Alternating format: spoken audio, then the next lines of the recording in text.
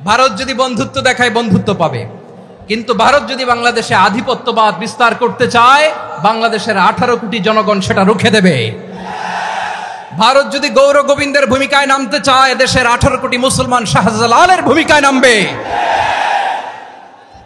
ঐক্যের কোনো বিকল্প নাই। গত 50 বছর তো দেখেছি এ ডিসইউনিটি, অনৈক্য, বিভেদ, বিচ্ছিন্নতা আমাদেরকে কোথায় নিয়ে গিয়েছে। এই যে দেখেন, কিছুদিন আগে আমাদের বর্তমান নেতা ডক্টর ইউনূস, উনি সব রাজনৈতিক নেতৃবৃন্দদেরকে ডেকেছেন একটা ইস্যুকে কেন্দ্র করে। তার মানে গোটা বাংলাদেশ এক হয়ে গিয়েছে। আমরা সবাই উদ্বেলিত হয়েছি, উচ্ছ্বসিত হয়েছি, ঠিক কিনা বলেন? রাজনৈতিক নেতাদেরকে ডেকেছেন উনি, আমরা এক হয়েছি। এরপর ধর্মীয় অঙ্গনের যে লিডাররা, বিভিন্ন ধর্মের, শুধু মুসলিম না, সবাইকে ডেকেছেন, আমরা ঐক্যবদ্ধ হয়েছি। এটাকে বলে ন্যাশনাল ইউনিটি, জাতীয় ঐক্য।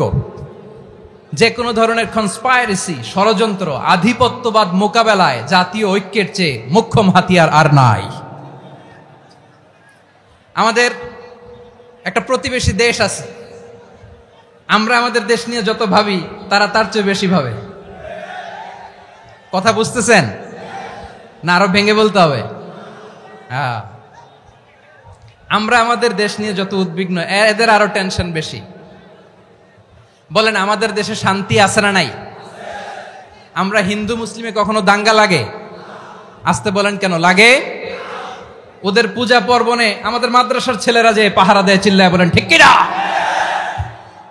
আমাদের তাফসির মাহফিলের সময় ওরা ডিস্টার্ব করেন, ঢোল বাজায় না। ওদের পূজা পার্বণের সময় আমাদের তাফসির মাহফিলের ডেট হলে আমরা চেঞ্জ করে দেই। সুবহানাল্লাহ!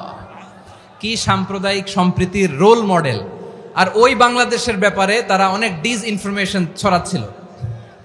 ভারতের অনেকগুলো গণমাধ্যম, আমি জেনারেলাইজ করব না, আমাদের প্রতিবেশী দেশের সব গণমাধ্যমকে আমি দোষ দিতে চাই না, অনেকগুলো গণমাধ্যম তারা ডিসইনফরমেশন শেয়ার করেছে। ডিসইনফরমেশন আর মিস ইনফরমেশনের পার্থক্য আছে। মিস ইনফরমেশন না জেনে ভুল বুঝে একটা মিথ্যা বা ভুল তথ্য ছড়িয়ে দেয়া, এটার ক্ষমা আছে, এটার কি আছে? আর ডিসইনফরমেশন মানে ইচ্ছা করে, প্ল্যান করে, ম্যাপ করে, ছক এঁকে মিথ্যা, গুজব, রটনা সোশ্যাল মিডিয়ায় ছড়ানো, এটার ক্ষমা আছে? আওয়াজ করে বলেন, ক্ষমা আছে? ভারতের কিছু গণমাধ্যম তাই করেছে। আমরা ব্যথিত হয়েছি, আমাদের হৃদয়ে রক্তক্ষরণ হয়েছে। আমাদের প্রতিবেশী দেশকে বলতে চাই, আমাদের দেশ নিয়ে আপনাদের ভাবার দরকার নাই। নিজের চরকায় তেল দেন, নিজের দেশ নিয়ে ভাবেন। গত মাসের ভয়েস অফ আমেরিকার রিপোর্ট, বাংলাদেশে সংখ্যালঘু জনগোষ্ঠী আগের চেয়ে বেশি নিরাপত্তা পাচ্ছে। Report voice of America, Muslim report নাকি? মুসলিম জরিপ, ভয়েস অফ আমেরিকা। কথা বুঝে নাই বোধহয়। ভয়েস অফ আমেরিকা কি আমাদের রিপোর্ট? না, ভয়েস অফ আমেরিকার জরিপ, বাংলাদেশে সংখ্যালঘু জনগোষ্ঠী আগের চেয়ে ভালো নিরাপত্তা পাচ্ছে। শুধু এখানেই শেষ না, মাইক্রোসফটের একটা জরিপ শোনায় আপনাদেরকে। তারা সারা পৃথিবীতে গুজব, ভুয়া আর মিথ্যা নিউজ ছড়ানোতে কোন দেশ সেরা একটা রিপোর্ট করেছে। এর মধ্যে 1 নম্বরে এসেছে ভারতের নাম। মাইক্রোসফট তো মুসলমানরা চালায় না? কথা বোঝে নাই বোধহয়। প্রতিবেশী দেশকে বলবো, আপনারা নিজের চরকায় তেল দেন, আপনারাও শান্তিতে থাকেন, আমাদেরকেও শান্তিতে থাকতে দেন। সব চেঞ্জ করা যায়, প্রতিবেশী চেঞ্জ করা যায় না। আমাদের ল্যান্ড তাদের ল্যান্ড, পাশাপাশি। আমরা চাই তারাও সুখে থাক, আমরাও সুখে থাকি, ঠিক কিনা? কিন্তু প্রতিবেশী হলে বন্ধুত্বপূর্ণ আচরণ করতে হয়। প্রতিবেশী যদি বন্ধু না হয়ে প্রভু হতে চায়, এরকম দানব প্রতিবেশী কেউ চায় না। ভারত যদি বন্ধুত্ব উপহার দেয়, আমরাও বন্ধুত্ব দিব। কি বলেন? তারা যদি বন্ধুসুলভ আচরণ করে, আমরাও বন্ধুত্ব উপহার দেব। কারণ আমাদের পররাষ্ট্র নীতি হচ্ছে সবার সাথে বন্ধুত্ব, কারোর সাথে বৈরিতা নয়। আলহামদুলিল্লাহ বলেন, কত চমৎকার পলিসি আমাদের। আমরা নির্বিবাদী, আমরা বাংলাদেশিরা শান্তিকামী। We are proud of that. এজন্য আমরা গর্ববোধ করি। আমাদের পররাষ্ট্র নীতি সবার সাথে বন্ধুত্ব, কারোর সাথে শত্রুতা নয়। তাই প্রতিবেশী দেশকে বলবো, আমার ভাইয়েরা, আপনারাও আমাদের ভাই, বন্ধুত্ব দিলে বন্ধুত্ব পাবেন। বন্ধুত্ব ইজ ওয়েলকাম, দাদাগিরি নয়। বন্ধুত্ব ওয়েলকাম, দাদাগিরি নয়, লাউড এন্ড ক্লিয়ার। ভারত যদি বন্ধুত্ব দেখায় বন্ধুত্ব পাবে, কিন্তু ভারত যদি বাংলাদেশে আধিপত্যবাদ বিস্তার করতে চায়, বাংলাদেশের 18 কোটি জনগণ সেটা রুখে দেবে। ভারত যদি গৌর গোবিন্দের ভূমিকায় নামতে চায়, দেশের 18 কোটি মুসলমান শাহজালালের ভূমিকায় নামবে।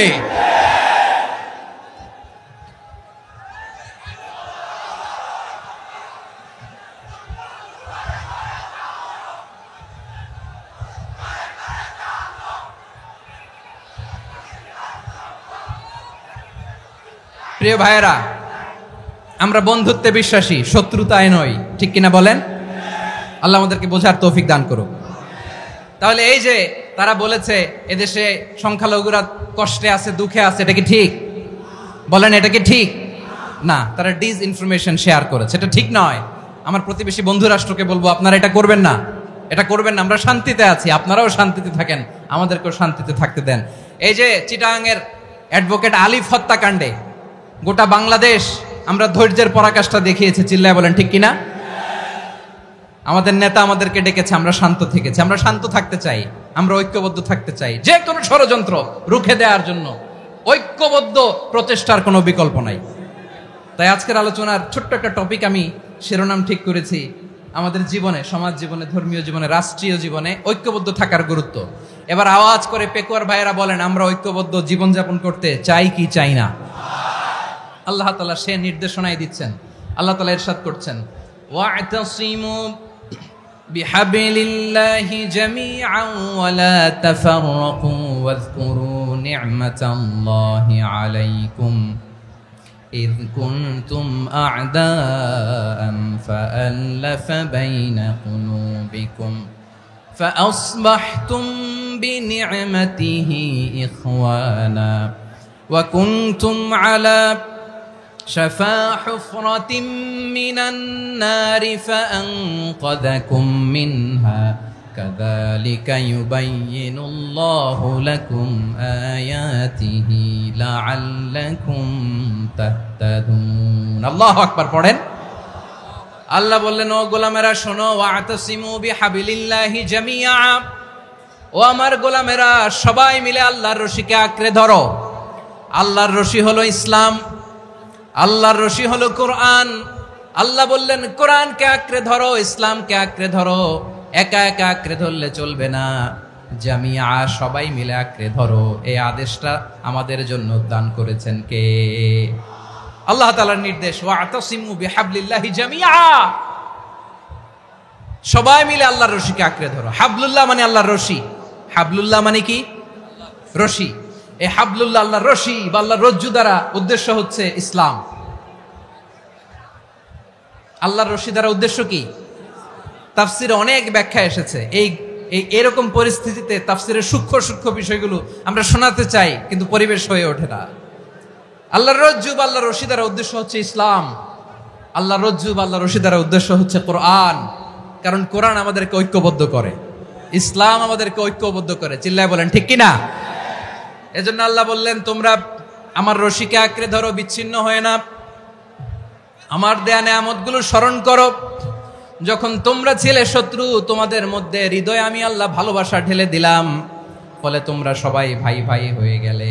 তোমরা সবাই ছিলে জাহান্নামের কিনারায়, জ্বলন্ত অগ্নিকাণ্ডের পাশে। আমি আল্লাহ দয়া করে ঈমানের বদৌলতে তোমাদেরকে আগুন থেকে ফেরালাম। আমি আল্লাহ দয়া করে তোমাদেরকে জান্নাতের পথ দেখিয়ে দিলাম। সুবহানাল্লাহ পড়েন। এমন পথ দেখালাম যেই পথ তোমাদেরকে জান্নাতে নিয়ে যাবে, পথের দিশা তোমরা পাবে। লাআল্লাকুম তাহতাদুন। প্রিয় ভাইরা, তাহলে আমাদের যে ঐক্যবদ্ধ থাকতে হবে, এই নির্দেশটা কার? নাকি মন মতো আমি বানায় বলতেছি? আওয়াজ করে বলুন, নির্দেশটা কার? আল্লাহ।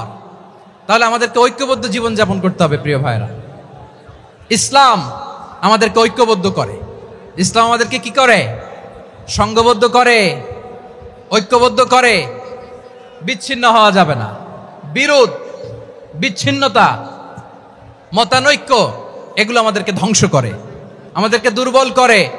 আর আমাদের ঐক্যবদ্ধ প্রচেষ্টা আমাদেরকে বিজয়ের দিকে এক ধাপ এগিয়ে নেয়। চিল্লায় বলেন ঠিক কিনা? এজন্য আল্লাহ বললেন, ওয়া'তাসিমু বিহাবলিল্লাহি জামিআ, তোমরা আল্লাহর রশিকে আঁকড়ে ধরো, তোমরা ঐক্যবদ্ধ জীবন যাপন করো, তোমরা বিচ্ছিন্ন হয়েও না। বিচ্ছিন্ন হইলে লস, ঐক্যবদ্ধ হলে সেখানে কল্যাণ আছে না নাই?